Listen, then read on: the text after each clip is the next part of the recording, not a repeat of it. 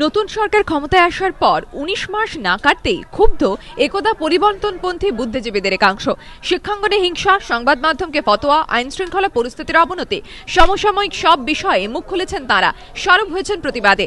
মঙ্গলবার ফের তেমনই ছবি দেখল কলকাতা। পরিবর্তনের জমানাতেও গণতন্ত্র সুরক্ষিত নয়, এই অভিযোগের প্রতিকার চেয়ে প্রতিবাদী মিছিল বেরোল শহরে। নেতৃত্বে নবারুণ ভট্টাচার্য, ছিলেন সব্যসাচী দেব, কৃষ্ণা বন্দ্যোপাধ্যায়, বোলান গঙ্গোপাধ্যায়রা। এটা তো বহুদিন ধরে হয়ে আসছে, সিপিএম আগে করেছে, এখন এরা করছে। সিপিএম নমিনেশন ফাইল করতে দেয়নি, বহু লোককে মেরে কিডন্যাপ করে নিয়ে যেত ইলেকশনের আগে ক্যান্ডিডেটদের, এটা বহুবার হয়েছে, সেটা এখন তৃণমূল করছে। গণতান্ত্রিক অধিকার লঙ্ঘিত হচ্ছে, সেটাকে ফিরিয়ে দেওয়ার এবং ফিরে পাওয়ার জন্যই আমাদের আজকের মিছিল।